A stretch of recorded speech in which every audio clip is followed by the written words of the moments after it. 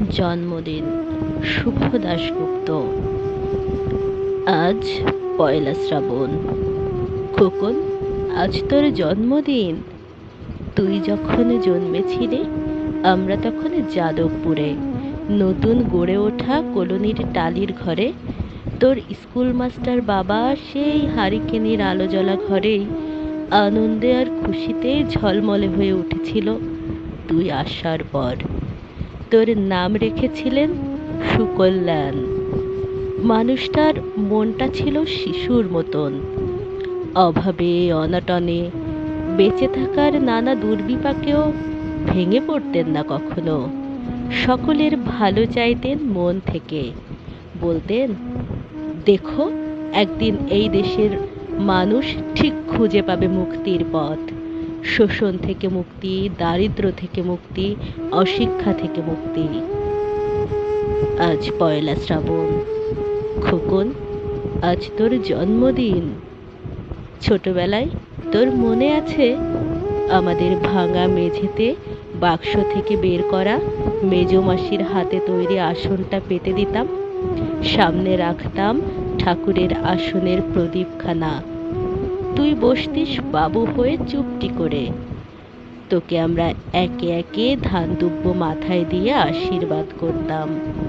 বাবা বলতেন, বড় হও, মানুষ হও। তোর বাবার সেই বন্ধু ঘোষ কাকা, তিনি বলতেন, বেঁচে বর্তে থাকো।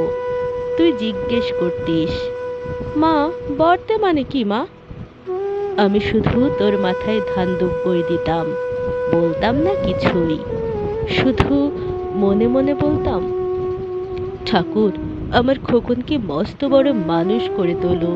আমার খোকন যেন সত্যি মানুষ হয়। ওর যেন কখনো কোনো বিপদ না হয় ঠাকুর। অভাবের সংসারে ওই একটা দিন, পয়লা শ্রাবণ, কষ্টের পয়সায় একটু বাড়তি দুধ নিতাম, পায়েস রান্না করে দিতাম তোকে। তুই খুব ভালোবাসতিস পায়েস খেতে। তোর বাবা বাস স্ট্যান্ডের দোকান থেকে নিয়ে আসতেন তোর প্রিয় মিষ্টি, ছানার গজা। সামান্য স্কুল মাস্টারিতে কী বা এমন আয় হতো। ঘরে বসে ছাত্র পড়িয়ে আসতো কিছু। দাও দাও অভাবের আগুনে সে রসদ পড়তে সময় লাগতো না। তোর বাবার জামা সেলাই করতাম আর বারবার বলতাম, আসছে মাসে একটা জামা বানিও। উনি হেসে উঠে বলতেন, বাদ দাও তো, খোকন বড় হচ্ছে, ওর জন্য ভাবছি দুধ রাখতে হবে আরও আধসের। দুধের শক্তি বাড়ে, বুদ্ধি বাড়ে।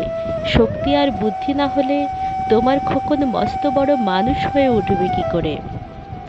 ভাবছি আরও দুটো টিউশনি নেব। ছাত্র পড়িয়ে পড়িয়ে মানুষটা দিনের শেষে ক্লান্ত হয়ে যেতেন। বারান্দার ধার ঘেঁষে যখন রাতের অন্ধকারে জোনাকির ব্যস্ততা, আর ঘরে তোর পড়া মুখস্থ করার একটানা সুর আমাদের কলোনির ভাঙাচোরা বাড়িটাকে জীবন্ত করে রাখত।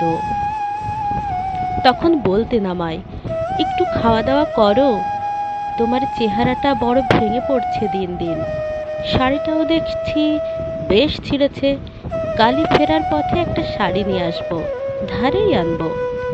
আমি বলতাম, ধুর, সামনে খোকনের উঁচু ক্লাস, কত বইপত্তর কিনতে হবে, কত খরচ। উনি দীর্ঘশ্বাস ফেলে চুপ করে যেতেন। জোনাকিরা নিঃশব্দ অদৃশ্য আলোর আলপনা আঁকত উঠানের আগাছার ঝোপে। তুই আবহাওয়া সঙ্গীতের মতো ভেতরে বসে বসে পড়া মুখস্থ করতিস, ইতিহাস, ভূগোল, গ্রামার। ঈশ্বর আমাদের নিরাশ করেননি। তুই কত বড় হলি, সব পরীক্ষায় কত ভালো ফল তোর। বাবা বললেন, আরও পড়ো, উচ্চ শিক্ষায় উচ্চ সম্মানের একমাত্র পথ। তুই আরও পড়লি। তারপর তোর চাকরি হলো কত বড় অফিসে। মনে আছে খোকা, প্রথম মাসের মাইনে হাতে পেয়েই তুই কত কি কিনে এনেছিলি? তখন তো আমরা উঠে এসেছি শ্যামবাজারে, দু কামরার বেশ সাজানো গোছানো বড় ফ্ল্যাট। তোর অফিস থেকেই তো দিয়েছিল। সেই বাড়ি, সেই ঘর, সেই বেলকনি, কত স্মৃতি, কত ছবি। ওই বাড়িতেই তো আশ্বিনের ঝড় বিকেলে তোর মনে আছে খোকন? তোর বাবা যে দিনটাতে চলে গেলেন মনে আছে? তুই বাবার বুকের উপর পড়ে যখন কাঁদছিলি হাপুস নয়নে, সদ্য স্বামীহারা। আমি সেদিন তোর সেই অসহায় মুখ দেখে আরো বেশি করে ভেঙে পড়েছিলাম। তোকে বুকে টেনে নিয়েছিলাম ছোটবেলার মতো, বলেছিলাম, কাঁদিস না খোকা, আমি তো আছি। আজ পয়লা শ্রাবণ। কলকাতা থেকে অনেক দূরে মফস্বলের এই বৃদ্ধাশ্রমে আমি একেবারে একা। খোকন, তোকে বড় দেখতে ইচ্ছে করছে রে, তোকে, বৌমাকে আর ছোট্ট বিল্টুকে। তোরা এখন কত দূরে, সল্ট লেকের মার্বেল বসানো ঝকঝকে বাড়িতে। আজ তোর জন্মদিনের নিশ্চয় খুব বড় পার্টি হচ্ছে, তাই না রে খোকন? লোকজন, হইচই, খাওয়া দাওয়া। খুব ভালো, খুব ভালো। খোকন, আজ পয়লা শ্রাবণ। আমার বড় মনে পড়ছে যাদবপুরের ভাঙা ঘরে রাত্রে তুই আমার পাশে শুয়ে মাঝে মধ্যে হঠাৎ খুব ভয় পেয়ে জড়িয়ে ধরতিস আমাকে।